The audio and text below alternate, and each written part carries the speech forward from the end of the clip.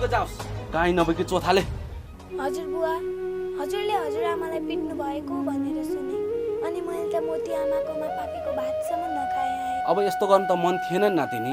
एक दिन होइन, 2 दिन होइन, कति सहने। जे जस्तो भए पनि उहाँ घरको लक्ष्मी हुनुहुन्छ। यसरी हजुरले नपिट्नु भएको भए नि हुन्थ्यो। यसमा मेरो गल्ती भए पनि कुनै प्रस्ताव छैन मैना। छाड्देऊ यस्तो कुरा। बरु तिमीलाई भोक लाग्यो होला, जाऊ हैन खाना खान। हुन्छ हजुर बुवा।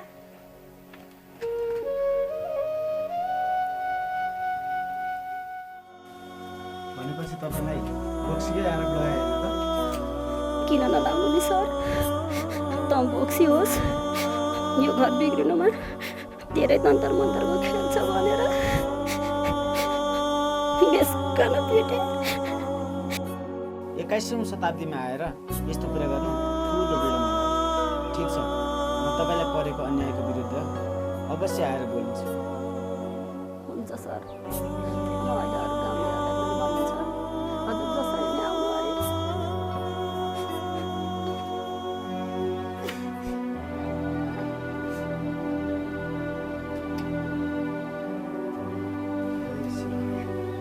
यो बाजुले साह्रै अन्याय गरेछ।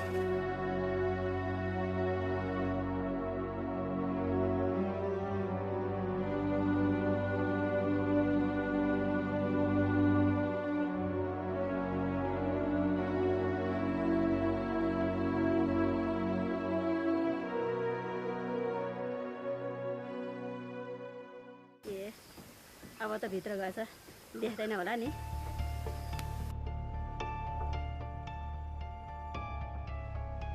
फेरि यो मास्टर भेट्यो, नाटक त गर्नै पर्यो।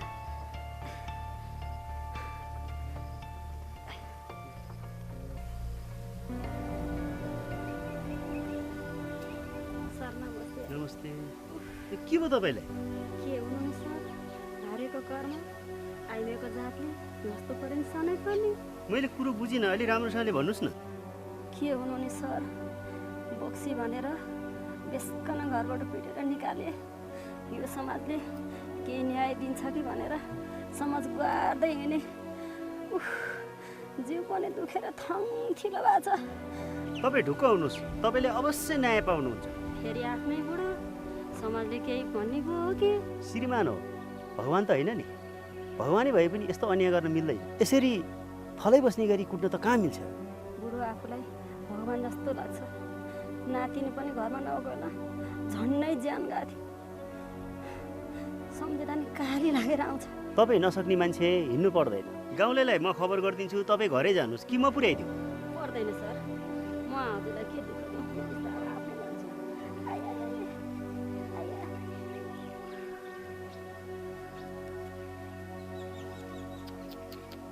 हे भगवान्, के देख्नु पर्यो यो कठै।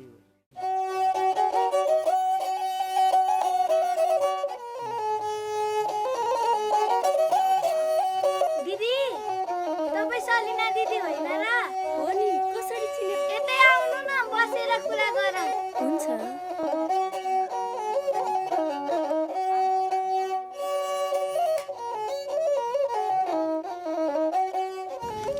म भित्र गएर बस्ने कुरा लिएर आउँछु है।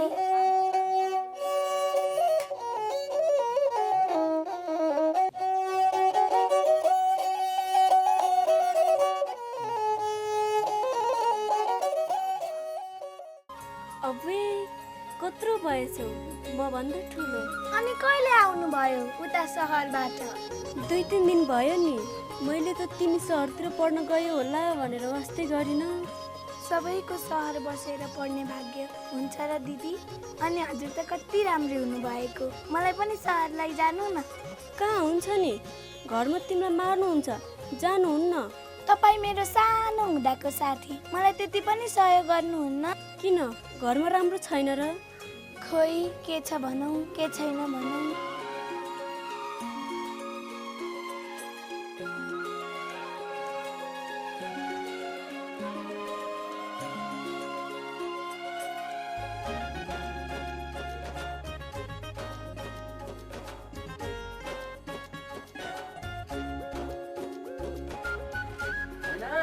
हजुर हजुर बुवा।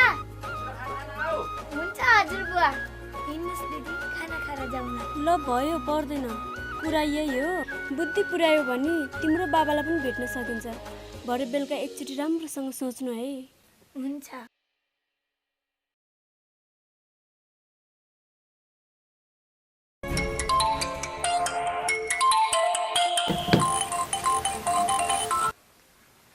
हेलो, म भोलि नै फर्किन्छु। ल ढुक्क हुनुहोस्, काम पक्का भयो।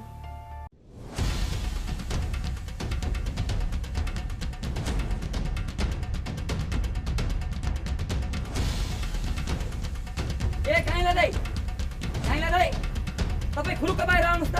किन किन के भयो? म खाना खाँदै थिएँ भित्र। के पार आयो तपाईँको? समाजको त डर मान्नु भएन कानुनको शुद्ध तपाईँले व्यवस्था गर्ने? होइन, मैले के नै गरेर?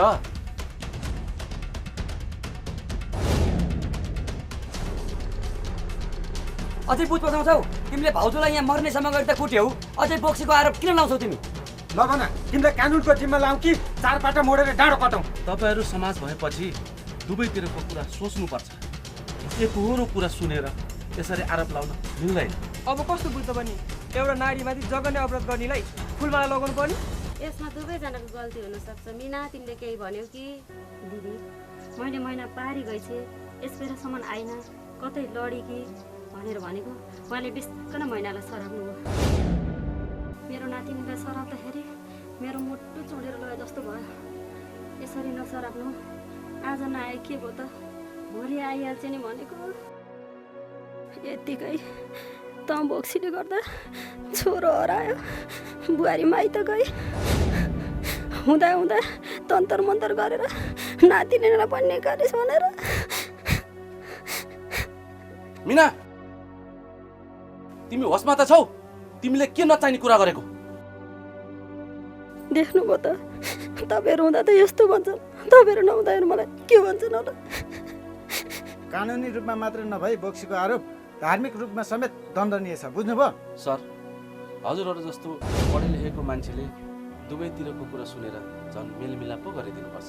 सोहानी कुट्ने सबैलाई मिलाउँदै हिँड्न कहाँ सकिन्छ र? त्यही त, अब यति धेरै कुटेको छ, मान्छे घाइते छ, अब दुवैतर्फ बुझ्न के पर्यो र? सबै सुनेको र देखेको सत्य हुँदैन सर। अब यो सबै कुरा सुनेर बस्नुभन्दा पनि म त पीडित छु। यो समाजले केही गरिदिनु पर्यो, मेरो बिन्ती छ तपाईँहरू। अब के गर्नु भन्दा पनि काइला दाइलाई भाउजूको खुट्टा ढोक्न लाउने। एकपटक मैना पनि यहीँ छिन्, मैनालाई नि सोध्नु पाए हुन्थ्यो कि? अब यो सबै कुरा सुनेर बस्नुभन्दा पनि म त पीडित छु। तपाईँहरू यो समाजले के बोलिदिनु पर्यो, बिन्ती छ मेरो तपाईँहरूलाई। मैना, तिमीलाई यो झगडामा हजुरबा र हजुरआमामा कसको गल्ती छ जस्तो लाग्छ भन त? अनि तिम्रै मायाको कारणले गर्दा हजुरबाले हजुरआमालाई पिट्नु भयो, फेरि हजुरबालाई सोद्धाखेरि होइन भन्नुहुन्छ, तिमीलाई कसको विश्वास लाग्छ भन त? हे भगवान, हजुरबाको गल्ती छैन त्यो मलाई थाहा छ। बिना गल्तीवालाई कसरी बेइज्जतीको पात्र बनाऊ?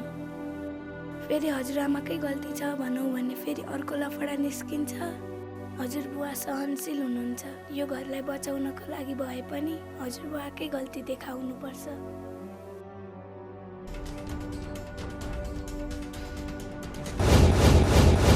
मलाई हजुरआमाको विश्वास लाग्छ, त्यसैले यो झगडामा हजुरबुवाको गल्ती छ।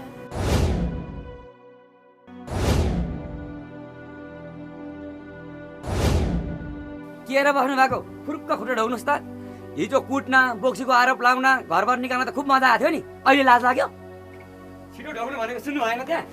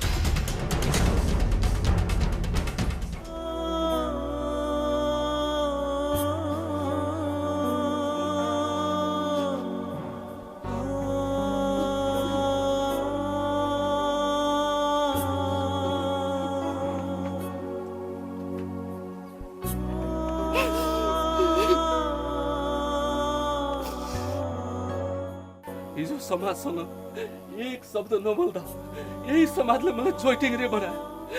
आज सानो एउटा घर झगडामा मलाई यही समाज अपराधी हुनायो। समाज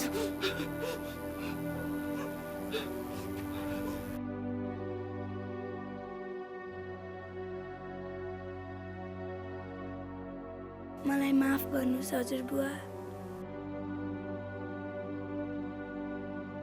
हजुरहरूले साथ दिएर मैले न्याय पाए जस्तो गराउनु भएको छ। केही पर्दा समाजले नगरे कसले गर्छ त? ल ल साथीहरू जाउँ हामी अब हाम्रो काम सिद्ध।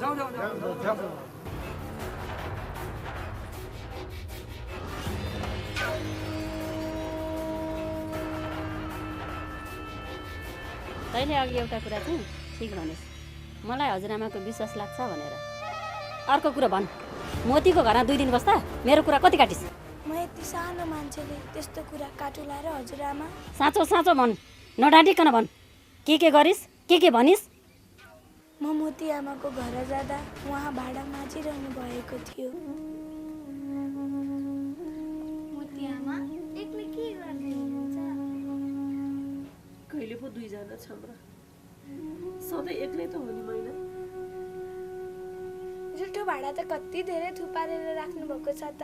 अल्छी लाग्यो कि क्या हो आमा? म माझिदिन्छु नि। पर्दैन मैना, म अहिले आफै माझिहाल्छु नि। अस्ति मलाई अल्छी लाग्दा चाहिँ हजुरले घाँस काटिदिनु भयो, अनि अहिले हजुरलाई पर्दा चाहिँ मैले सहयोग गर्नुहुन्न र? खैदिनु। कति कामले आखी हो मैना? केही होइन मोती आमा, मम्मी मामा घर जानुभयो, अहिलेसम्म आउनु भएको छैन। घरमा बस्दा बस्दा दिक्क लागेर यसो हजुरलाई भेटौँ कि भनेर आएको नि। मैना, तँलाई घरमा हजुरआमाले राम्रो गर्दैन जस्तो लाग्यो हो? होइन मोती आमा, हजुरआमा त्यस्तो हुनुहुन्न। कस्तो दयालु हुनुहुन्छ। नत्र भए म आफ्नो मम्मीलाई भुलेर बस्न सक्थेँ त। सोधेको मात्रै हो, नराम्रो नसोच है। सोच्दिनँ, किन सोच्नु? बरु हिजो मोती दिदीलाई केही अप्ठ्यारो पर्यो कि सहयोग गर्न पाए हुन्थ्यो भन्दै हुनुहुन्थ्यो। हुन्छ, पर्यो भने आउँछु रे भन्दैन है? त्योभन्दा अरू कुरा केही गरेकी छैन हजुरआमा। राम्रो कुरा गर्छ मेरो नातिले।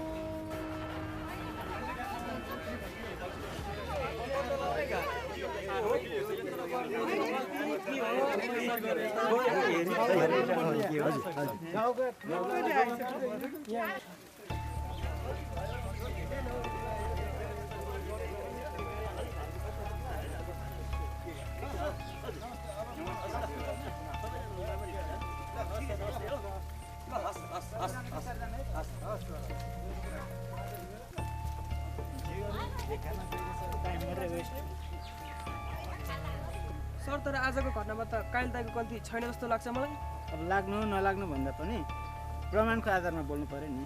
अलिअलि पिटी होला तर आफ्नै श्रीमतीलाई बक्सीको आरोप त लाउँदैनन् जस्तो लाग्छ मलाई। अब लाएनन् त्यो त के थाहा मलाई, भगवान् जाने।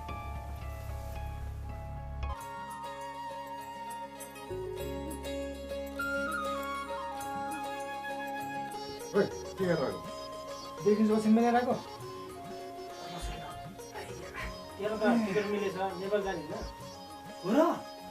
आज ड्युटी आएन, कम्पनी सबै थाहा भएको छ टिकट आएको। जे होस्, ढिलो छिटो दूतावासले मेरो कुरा सुन्यो। अब त आफ्नो देशमा जान पाउने भए खुसीले पागल हुन्छ। हे भगवान्, जबसम्म शिरमा आमाको आशीर्वाद हुन्छ तबसम्म केही हुँदैन भन्थे हो रहेछ। अब त नेपाल गएर आमालाई सहयोग गर्छु। तातो पानी तताएर खाऊ है आमा भन्ने छोरो बन्नुभन्दा तातो पानी तताएर दिने छोरा बन्छु। धनगढ परेर विदेश कहिले नआउने। बरु सिस्नुमा नुन नहाली खान्छु, तर यो विदेश त म कहिले आउँदिनँ। आफ्नै देशमा दुःख गर्छु, आमालाई हँसाउँछु।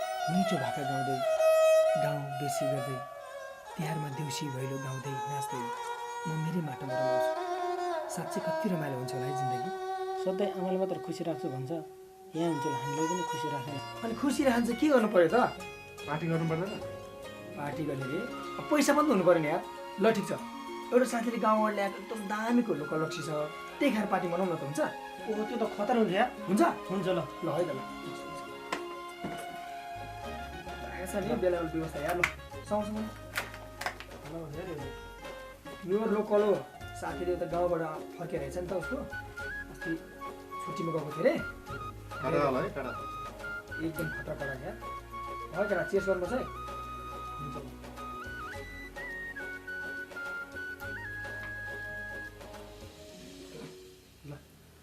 चेस।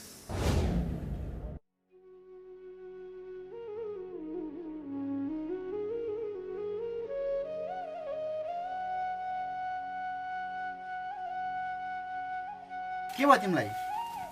हिजो आज खालि टोलाएको एकहोरो भएको मात्र देख्छौ। सन्चो नभएर हो कि मनमा केही कुरा खेलेर हो छोरी? अरू त केही होइन बुवा, महिनाको धेरै याद आएको छ। खाना खाए कि खाइन, बिसन्चो पो भयो कि।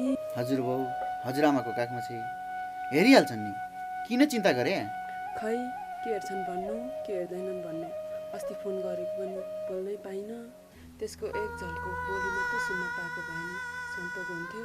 धेरै चिन्ता नगर छोरी, त्यत्रो समय थलिएर बल्ल तङ्ग्रिन लागेकी छेस, फेरि चिन्ता गरेर उहिहाल तोला नि। म हजुरको सन्तान, हजुरलाई जति मेरो माया लाग्छ नि त्यति नै मलाई पनि मेरो सन्तानको माया लाग्छ नि बुवा। म बिहे गरेर पराई घर पुगिसकेकी, यति ठुली भइसकेकी छोरीलाई त यत्रो लामो बाटो धाएर लिएर भयो। म तपाईँको आँखाबाट एकछिन टाढा हुँदा त बाछो हराएको गाई जस्तो छटपटाउनु हुन्छ। मेरो त बालकको छोरी, चिन्ता नलिएर के गर्नु? संसारमा यो उँधो माया भन्छन्, हो त भन्नु पर्यो नि। मलाई तेरो माया, तँलाई तेरो छोरीको माया। यो माया भन्ने चिज पनि अपरम्पार छ अनि सृष्टिकर्ताको रचना। हिजो जस्तो लाग्छ तेली आमाले भन्थे, एक दिन यो आँगनमा एक्लै कि तिमी कि म काल कुरेर बस्नुपर्छ भनेर। हुर्के बढेपछि चराले गुँड छोडेर रित्तै पारेर गए चाहिँ छोडेर गइहाल्छन् भनेर भन्थे। भाग्य मानिरहेछ, पहिले नै छोडेर गइहाली। म अभागी, कतिन्जेल कुर्नुपर्ने हो। गुड रित्तो पारेर नउडेर पनि के गर्नु? बच्चा हुर्केपछि गुड साँगुरो हुँदो रहेछ। मेरै लागि ठुली भएपछि यही घर साँगुरो भयो। यस्तै हो छोरी, संसारको रीत नै यस्तै रहेछ। के गर्नु? तिमी हामीले भनेर नहुने, यो त सब 2 दिनको बोलना। त्यही त भनेर चित्त बुझाउनु पर्यो नि बुवा। अब अर्काको घरमा गएकी चेली सधैँ बस भन्न नमिल्ने। उता घरमा पनि त्यति कामको चटारो छैन, यसो 2-4 दिन बस्नु छोरी। आफ्नो जन्मघर छोडेर जानु मन त कहाँ छ र, तर के गर्नु, नगई बात छैन।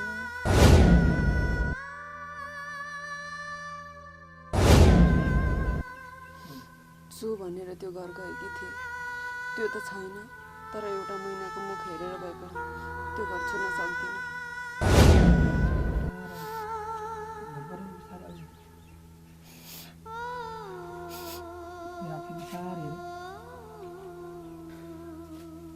बितेका कुरा सम्झेर हाँसु नभएका छोरी, जति हाँसु बगाए पनि आखिर हुने के होइन। अहिलेसम्म म बाउ छु, तँ छोरी छस्। अब बाँच्नेहरू र आफ्नो आँखा अगाडि भएकाहरूको मुख हेरेर मन बुझाउनु पर्छ छोरी।